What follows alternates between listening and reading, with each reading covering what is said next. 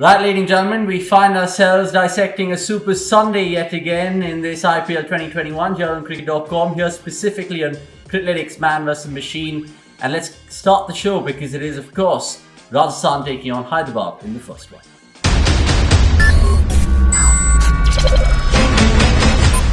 Hi guys, what's up? My name's Avnish Hegde, and before we start today's show, I'm just thinking from our side, as much as we can do as broadcasters, as anchors, as any digital person presenting, we urge you guys to stay safe, sanitize as much as possible, and of course, get vaccinated as well as soon as you can. We of course urge all of you guys not to venture out of your homes unless it's absolutely necessary.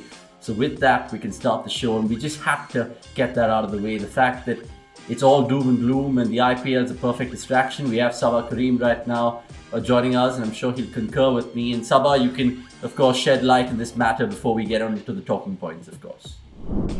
Yes, it is my request to all of you who are watching this broadcast: mask up, stay safe, stay indoors, and get vaccinated as soon as possible.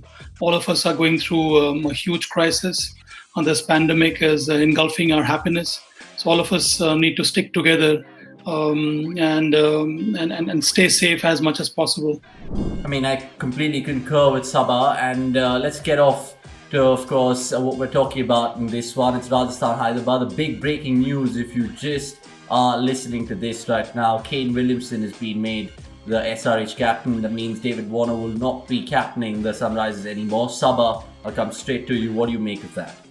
It must have been a very tough call for SRH, Avnish, because the past so many years, David Warner have had a very impactful, partnership with SRH. Some of his innings, some of his career record for SRH has been phenomenal, and I think he's been one of the reasons why SRH, I think in 2016, won the trophy. He was the highest scorer for SRH. He was the orange cap holder. So I think behind David Warner's, his aura on the field is backed that with some poor performances. Tough call made by SRH. I somehow don't dig this thing of changing captains in between the season. I'm sure SRH team management must have thought about it before taking this call. Right, we've seen it before, of course, with Kolkata changing captains last season with Dinesh Karthik and Owen Morgan made skipper, and we've seen it again.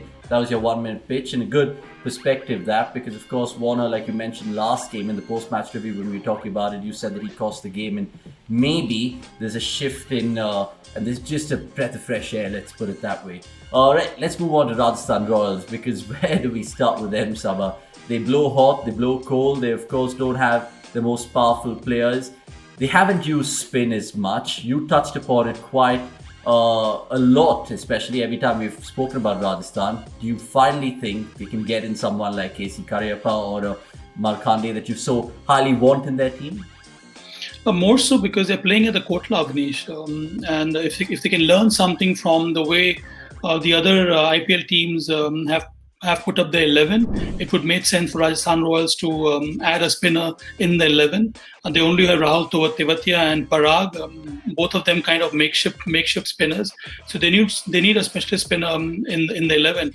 They do have Shreyas Gopal, who bowled quite well for them last season. He's hardly got chances this season, so there's a strong possibility of getting in Shreyas Gopal.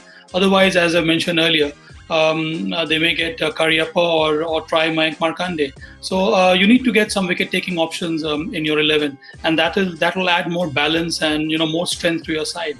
Yeah, let's see how they go about their things, because of course it's been even Stevens in the last 4 matches between Rajasthan and Hyderabad, and all have come in chases. So that's something to watch out for as well. Speaking of Hyderabad, we touched upon the captaincy there.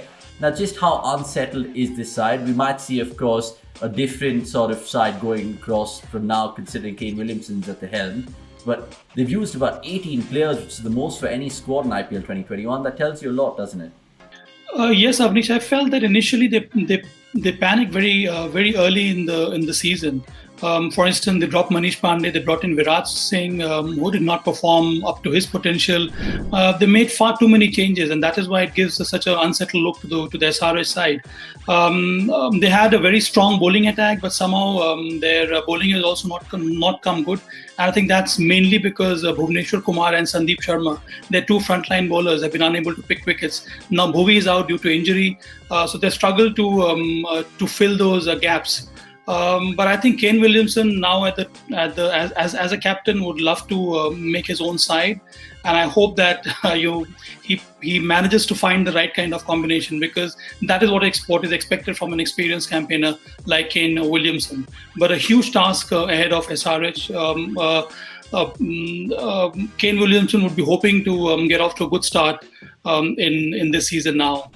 Yeah, the fact that he's already got them to a final, remember in 2018 with the absence of David Warner being banned on that occasion. So history repeating itself could be a case, but of course Warner will be in this team. Right, let's see if Warner is in Saba's team for his predictions, because enough of the nitty-gritties. We can of course check more of it on cricket.com with Saba as well, but I want to ask the man his predictions, because let me give you a little reminder, ladies and gentlemen. He has been thriving against our Criclytics robot.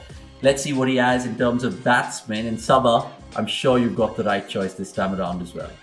I would love. I'll go with Kane Williamson because the way he has batted in the last two games is such a treat to watch.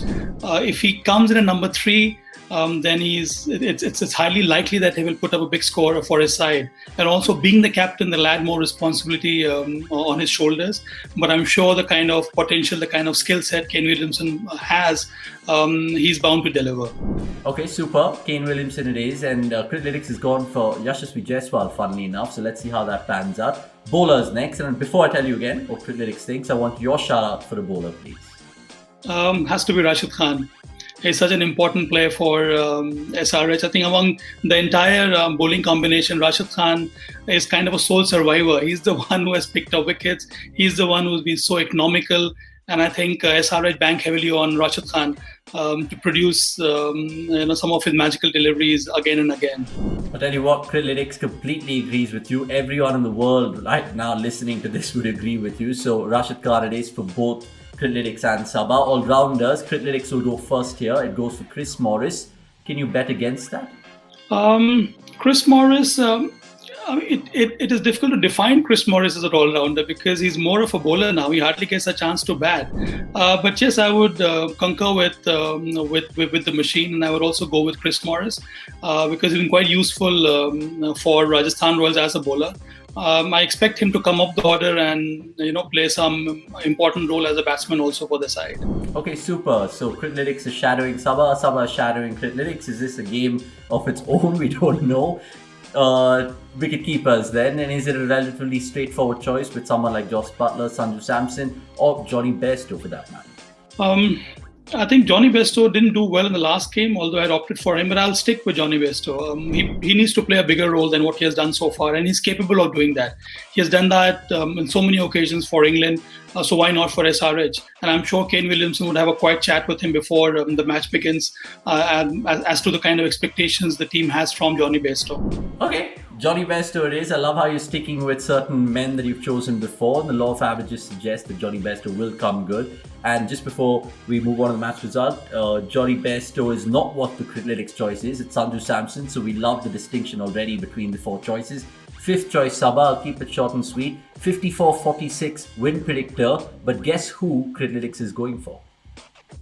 I hope it is for Rajasthan Royals, because although they've been an unpredictable side, but they have this amazing proclivity to come good in important encounters. It is a young side. I think it's still growing, still learning, and I think all these matches will add to their experience. But in the end, their overseas professionals have to weigh in heavily, and I'm talking about Josh Butler, Chris Morris, David Miller. If they get the combination right, so I think Rajasthan Royals would have an edge over SRH. Okay, super. I like it, Saba. And I love your predictions as well. Hope you win this one against the Criclytics, but you can never take that robot lightly. Last one before we finish. One word answer, because I've always been wanting to ask you this since Rajasthan Royals played last time out. Should Shivam Dube bat at 4? Yes or no? No, it has to be David Miller at 4. whatever may be the situation, it has to be David Miller. I think that will really bode well for Rajasthan Royals. Okay, super. If all your fans from Jaipur and all the Royal beloved are listening to this, then make a note of that, because it is true. Miller should bat at 4. Give your best batsman the most amount of balls. We'll leave it there. Thanks for watching cricket.com. And of course, like we said at the top of the show, we urge you to stay safe.